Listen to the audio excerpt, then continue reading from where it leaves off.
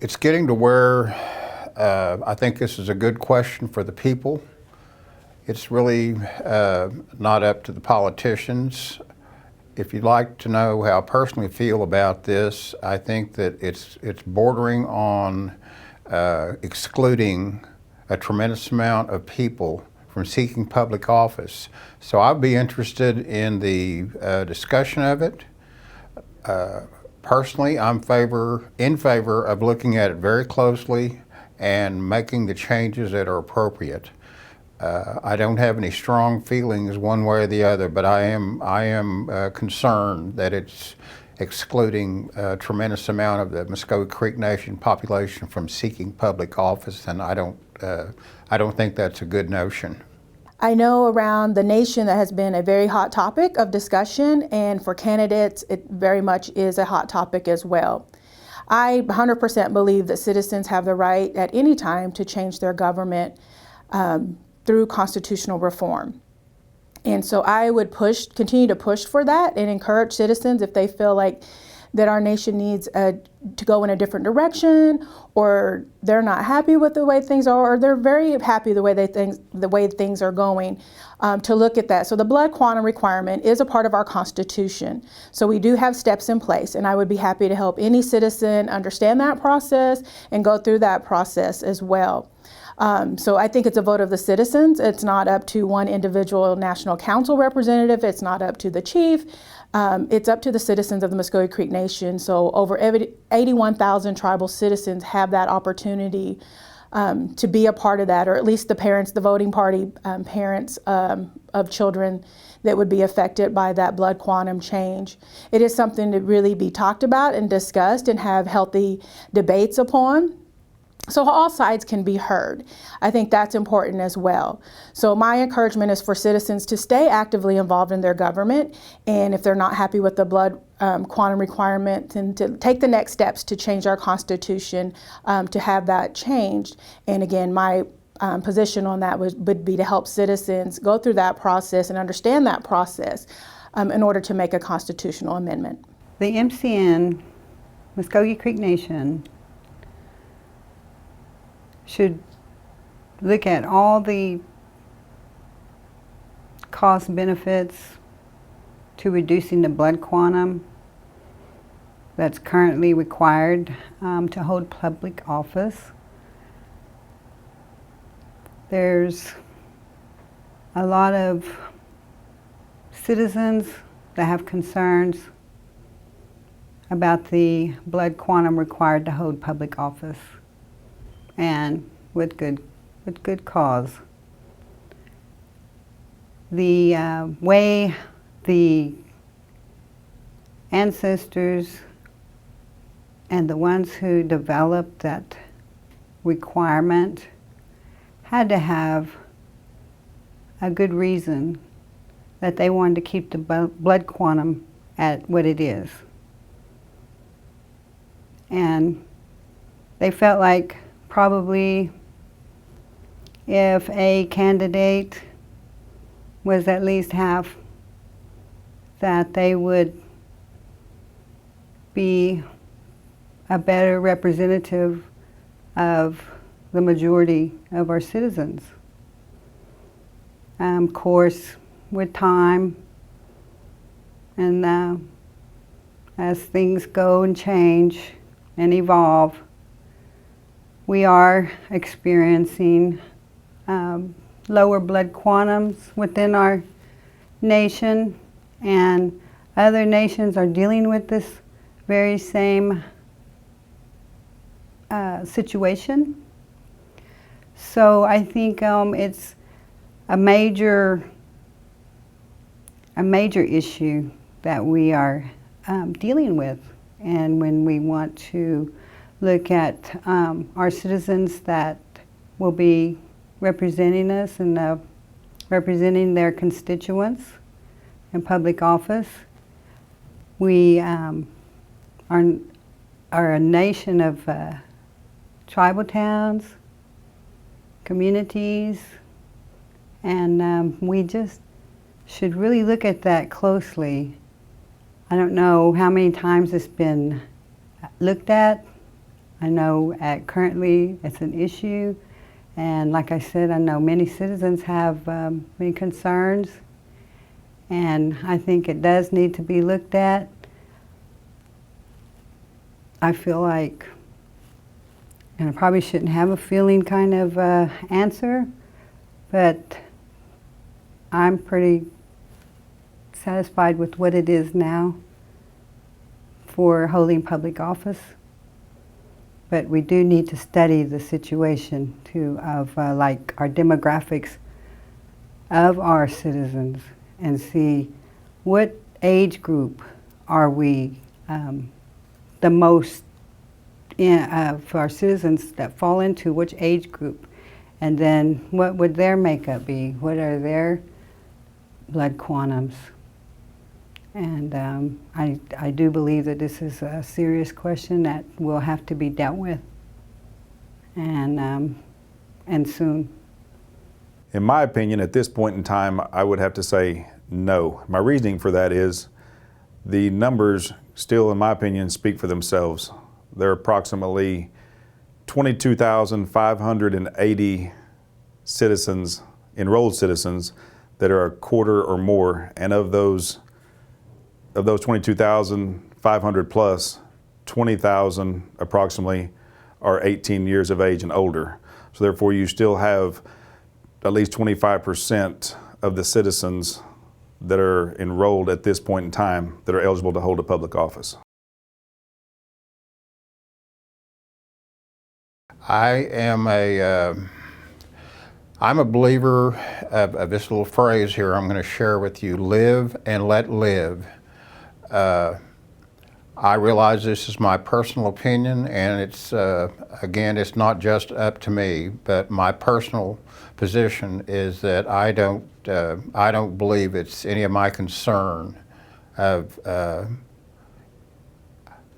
what somebody else might think. I don't believe it's any of my concern to interfere with two people who are in love with one another. My position on same-sex marriage being legally recognized at Mvskoke Creek Nation. I've been asked this question numerous times. I've actually did a radio interview in this particular question. Again, it's not up to me. It's not up to Sheriff Giles. It's not up to one candidate. It's not up to the chief. It's up to the citizens to make it known, because it's not a constitutional policy. It's tribal law, so tribal law can be changed. I have found, just going out and talking to citizens, that that's not really a hot topic right now. We have citizens that would like to see that change, and have other citizens that don't. But I don't find it consistent where they're coming up to the nation and saying, look, we got to get this change, or asking our legislators to make that change. I think that a lot of healthy discussion needs to happen around that as well, from our ceremonial and church leaders, from our citizens, just so you can have all points of view and not coming from a narrow perspective. So I think that is important as well. And ultimately, having the citizens have their voice be heard and coming to a tribal council meeting, should that be a piece of legislation that comes before council, or if a council representative wants to bring that legislation forward. Again, my job as a national council representative would to be bring the citizens' voices forward and have the council vote on that. And again, in this situation, because it is tribal law and not a constitutional amendment, having that looked at the right perspectives and making sure citizens' voices are heard. So, but I have historically found that that's not an issue that's a large majority of citizens are pushing for right now. It may be something in the future. So again, I'm open to anything that citizens want to do in regards to tribal laws, in regards to our Constitution, because this nation is for over 81,000 tribal citizens and not just a select few. My position on same-sex marriage being legally recognized by the Mvskoke Creek Nation is, I'm for it. In my position, looking at the world, the changes of our demographics, as I mentioned earlier, we are recognizing that we do have the LGBT population within our communities. We need to recognize them. They contribute, they're taxpayers, they're good citizens, and it's what's going on in the rest of the world and Indian country. I think the Cherokees have passed their law to legalize same-sex marriage, and therefore I feel like that we need to also support same-sex marriage and make it legally recognized, along with the way that population, they're part of us. They contribute, and I feel like they have a lifestyle that's just a little different from ours, but they're citizens, and we need to recognize them as citizens and know that they're entitled to the same services and assistance as the rest of the population, and I'm accepting of their marriage of same sex. It's going to be more and more happening, and we might as well just go ahead and accept them as being just like any other married couple. My stance on that would be each to their own. Whether I agree or disagree, we do have two-spirited citizens, and they should be able to marry or wed, however you would like to put it, of their choice of sex. It's not for me to judge whether same-sex marriage is good or bad. You know, that should be something that I believe should be brought to a vote of the people, because that is something that is often asked what our opinions are as council representatives. Currently as council representatives, that's something that's definitely brought to our attention and asked, what is your stance on that? So again, I would say that's something that we should bring to a vote of our citizens, because I am neither for it or against it. Again, each person should be able to choose who and what sex they would like to marry.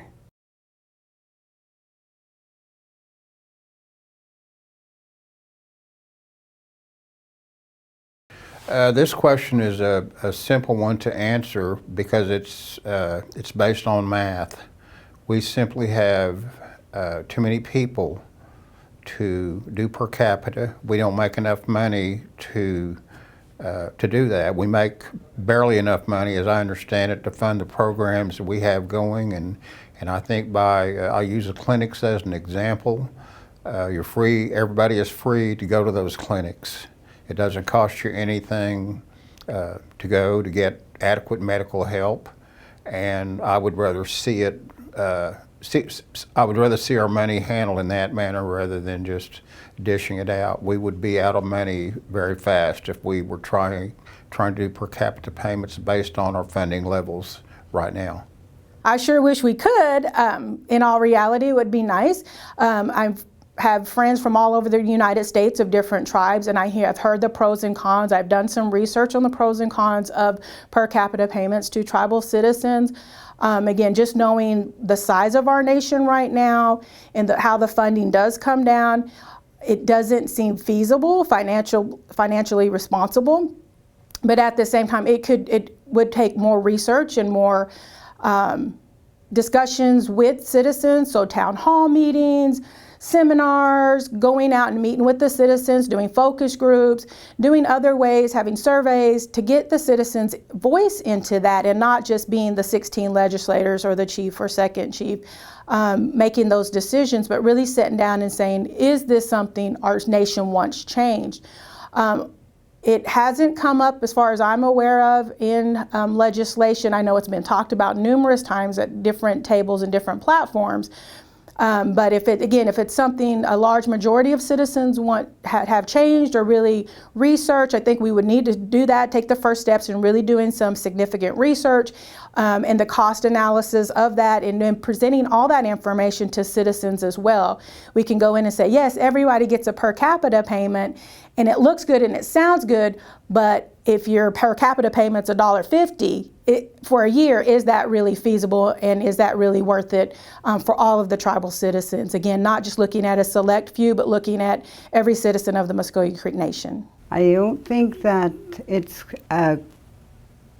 going to solve any budgetary constraints at this time. The citizens that do in other nations receive per capita payments must report it on their taxes. The funds kind of lose its purpose when it goes out in per capita versus if it goes into programs where it's not taxed. The citizens still benefit from the distribution. I'm assuming, it doesn't say, but I'm assuming it's from the gaming per capita payments. That's usually where per cap comes from. But if we were to get per cap, and then there's so many of us, we'd have to really look at that formula to see if we're giving out per cap, and then that's taxable income for the individuals, then versus the same amount of money going into programs that will benefit a large group of people also.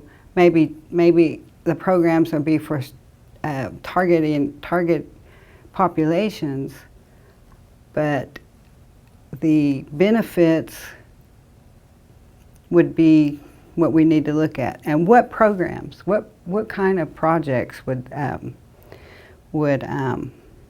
these per capita distributions go for, and what kind of economic development for the citizens? It's almost like as if you're taking money from here to give to there, but yet we're not exactly explaining if you were to fund economic development, what kind of economic development, and for who, and where. We cover a vast amount of land, and each region, each area of our jurisdiction, north, south, east, and west, have different types of needs, different types of makeup in the region. So there would have to be a lot of explanation for the citizens to understand that if we funded programs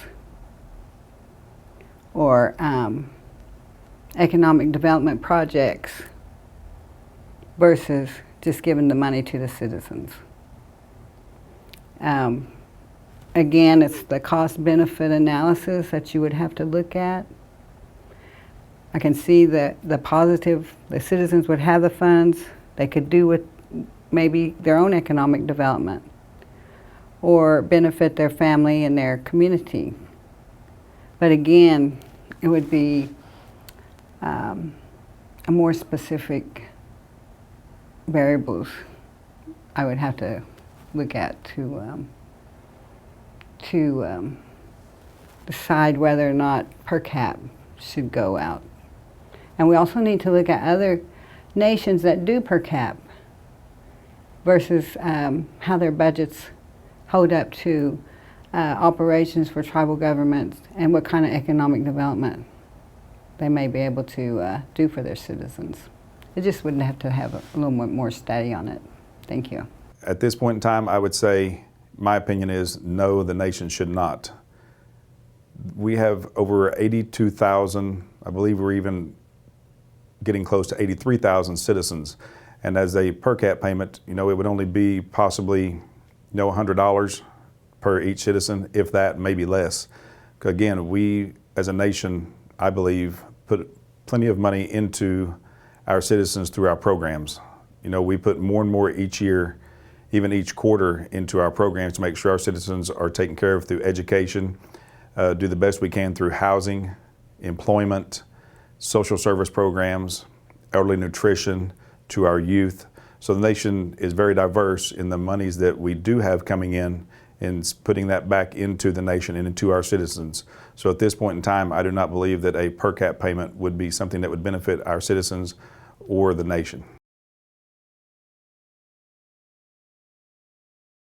One of the things that's good about being on the National Council is you're issued a cell phone, and I think you have a choice as a National Council representative of having a laptop, computer, or an iPad. Your email address and your phone number that are attached to these devices are public. And so I believe that opens a lot of doors up for communication with constituents. They should be free to call you, email you, and if you don't want to answer these people, you need to turn this stuff back in. When I got off the National Council, I got phone calls and communications regularly from people, even though I wasn't in office, because their National Council representative wouldn't call them back. I personally have called national representatives that wouldn't call me back. So my position is that if you're not going to use this, don't act like you're going to use it, and don't act like you care. Just simply say, no, I don't want the iPad or I don't want the cell phone, because I'm not going to talk to these people, because that's what's happening. I plan to use social media. I have a Facebook page. The press, if they're interested in anything I have to say, and certainly I would attend community meetings.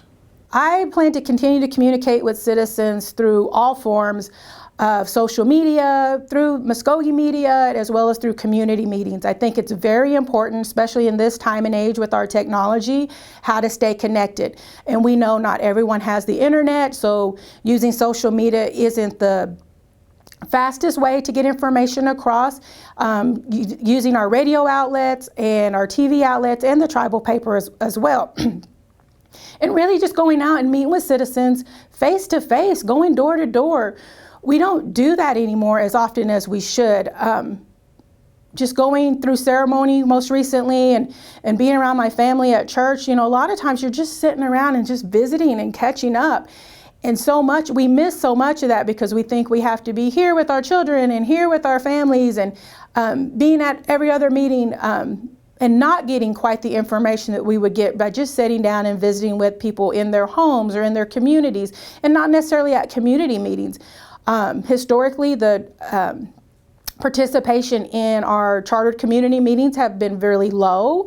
So how do you get the rest of those citizens? Because if you go to a community meeting, there's only 20 people there, but yet there's over 3,000 that are registered or living in that district, in that community district. How do you get to those citizens? And then how do you encourage them to participate in the community meetings, to participate in the nation's government? We do still see a lot of voter apathy, community participation. So I think going out, your job as a National Council representative is to represent the people and the people of the Mvskoke Creek Nation. And how do you do that? You need to go out and talk to them and meet with them, and not sitting behind a desk, not sitting here in Okmulgee, Oklahoma. You need to be out where the people are, and our people are everywhere. So I think participating in those ways, making yourself accessible.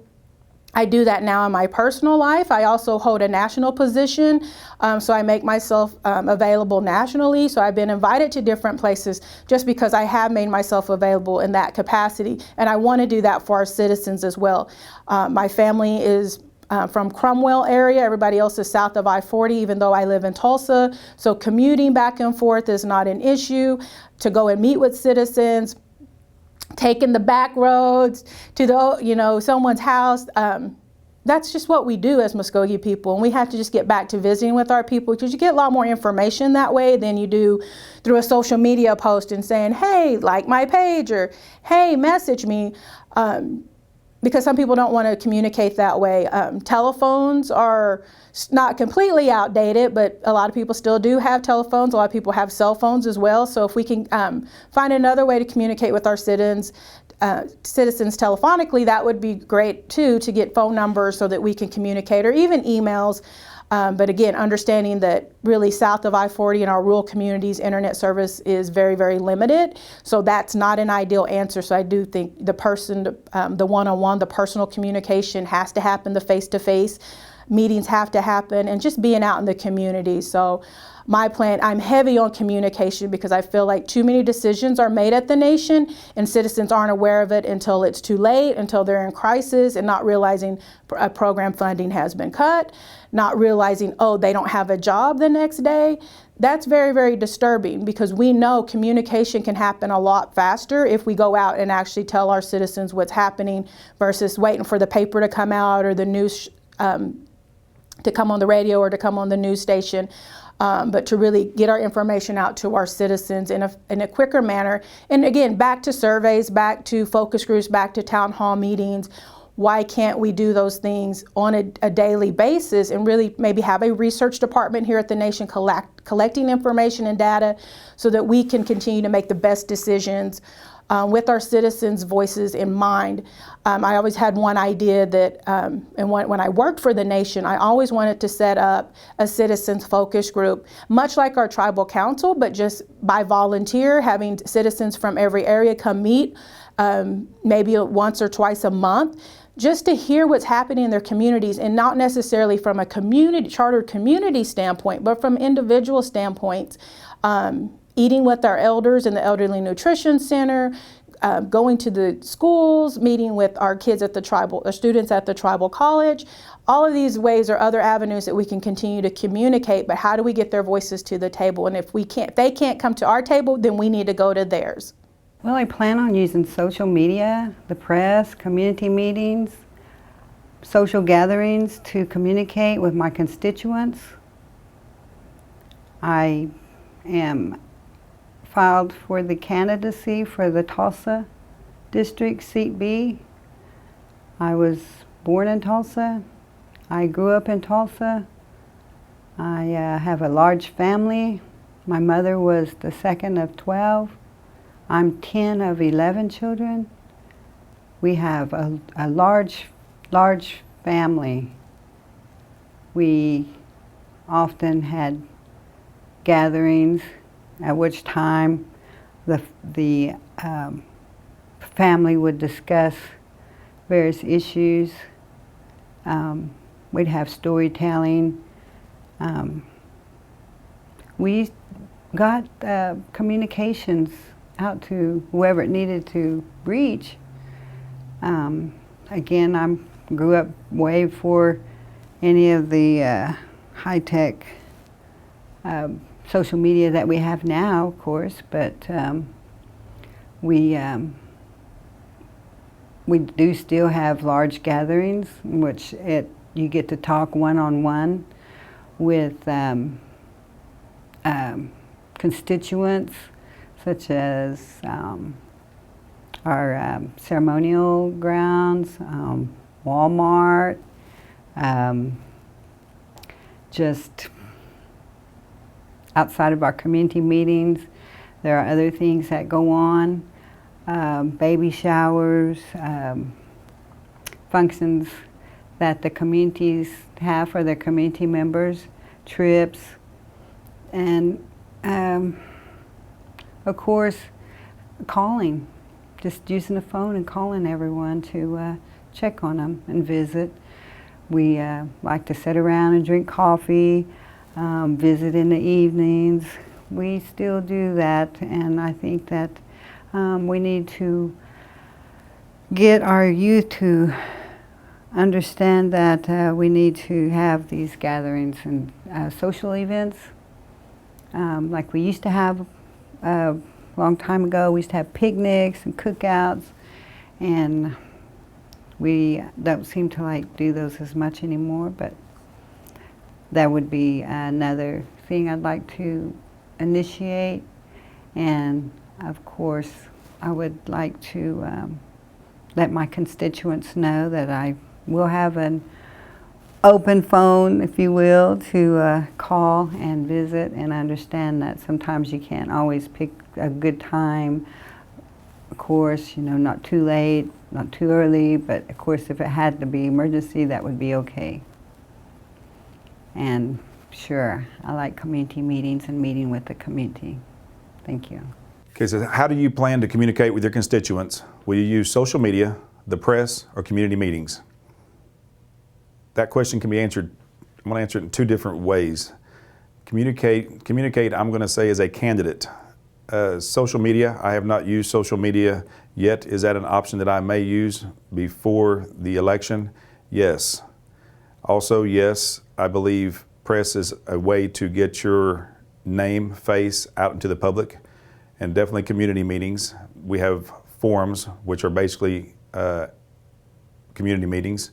Therefore, you can get your name out there. You can visit with citizens while you're there. And then if re-elected to council, I would still continue to communicate with our citizens. You know, we all have our emails. You'll have an email if you're elected as a council representative. You have obviously your mobile phone. There's a lot of ways you can still communicate if elected, and you would still continue to go to community meetings. We're interviewed periodically throughout the year by Mvskoke Media, and social media is something that I probably would not continue to use because there's other avenues to reach citizens besides social media. Like I say, the phone, email, newspaper, all of our meetings are posted online. You know, if our citizens have questions, they're more than welcome to call or email. That would be my answer to that question.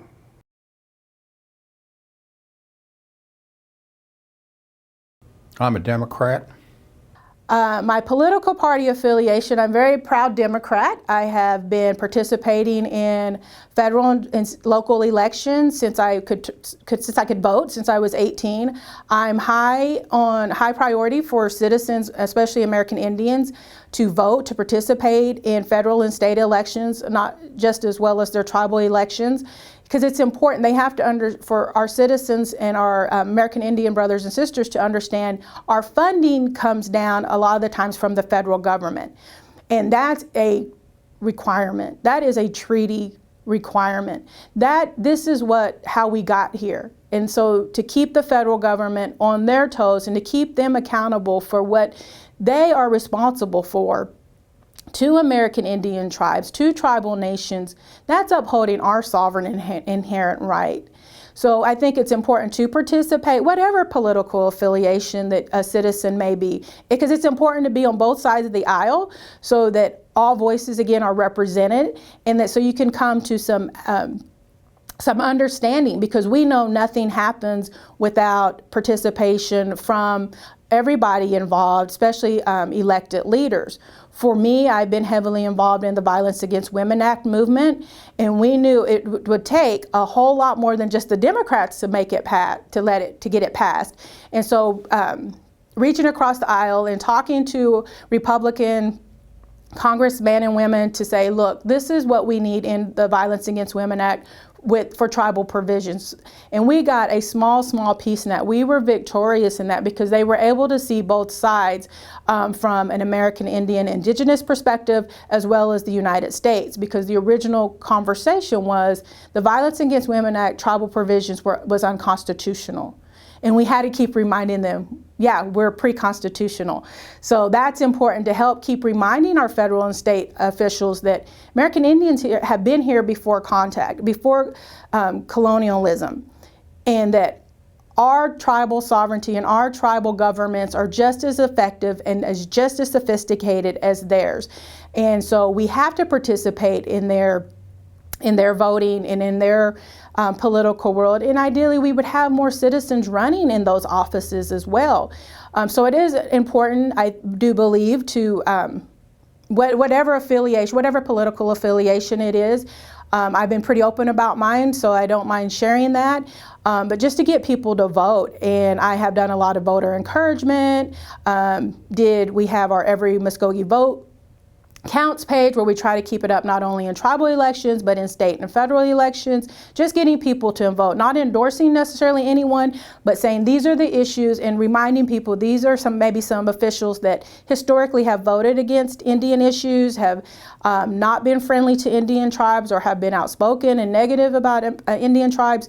So I think it's important for our citizens to understand that. So being part of the political environment outside of the nation is very important, and want to keep encouraging citizens to vote, to participate in voting, not only in tribal but state and federal elections, and understanding your party and understanding there's place for American Indians in the Republican Party, in the Democratic Party, in the Independent Party, whatever it is.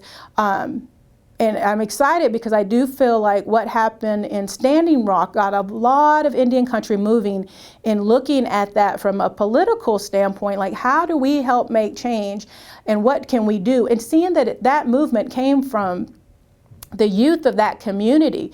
So, you know, I encourage everyone, once you turn 18, mamas, daddies, aunts, uncles, get your nephews and nieces and kids registered to vote. If they're not excited about it, get them excited about it, because it's very important to participate. And then look at running for office. We need to mentor and encourage our young people to run for office as well. And I say young people, really anyone, especially our tribal citizens, because they understand, again, how our sovereignty rights as American Indians. So I think it is important to get registered to vote. And to do that, again, you can contact the election board through the Mvskoke Creek Nation, through the state as well, and get registered to vote. You can go online. I'd be happy to help anyone to help get registered to vote. We've done numerous voter registrations drives throughout the nation. We did voter participation, just trying to get people to go out and vote.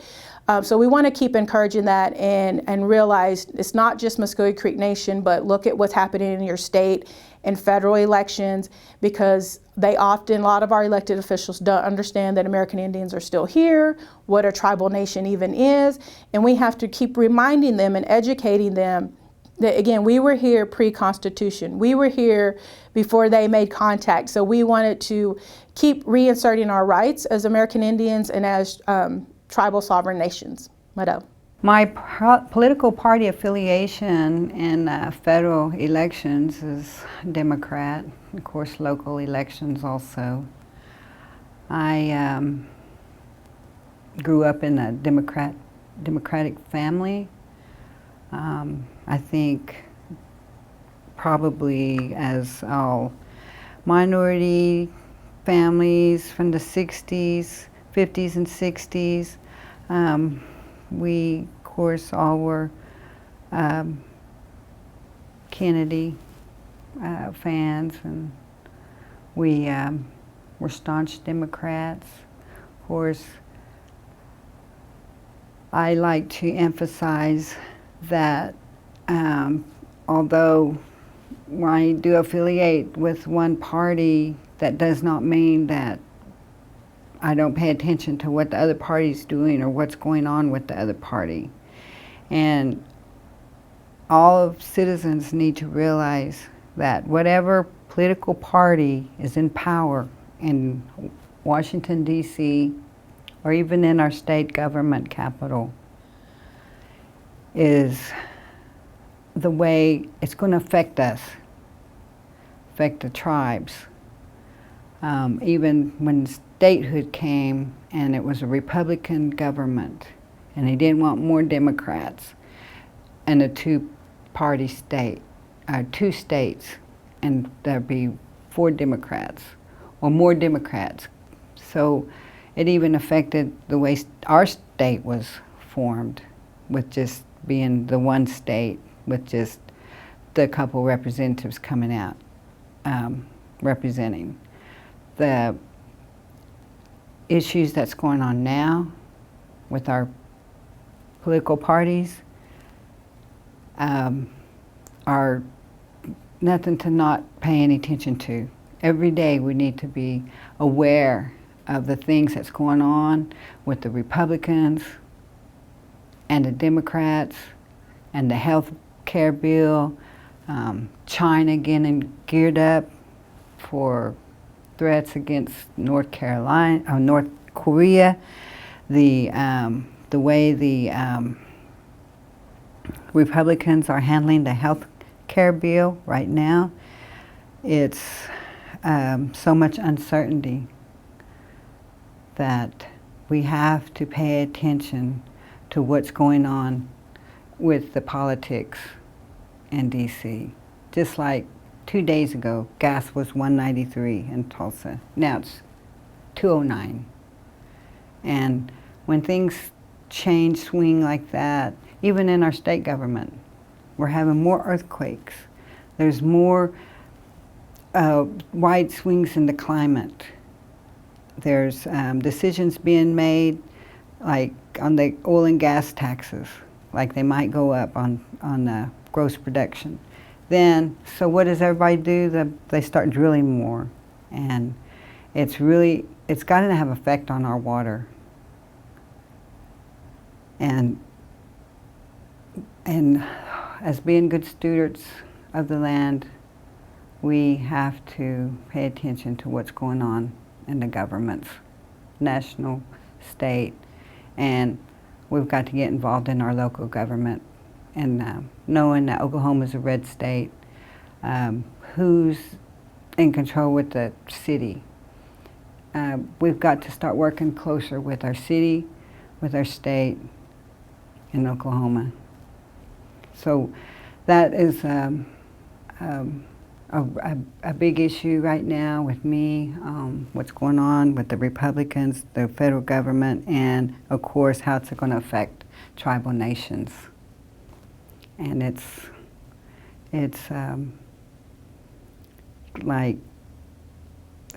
crazy. We have a president that wants to tweet and communicate through tweeting, and we've never had that, but I guess it's a sign of the times, and we have to pay attention in social media and using that to watch our electors and how our elections go, and with the other non-indigenous populations and its effect on the indigenous populations. Thank you. I'm Republican.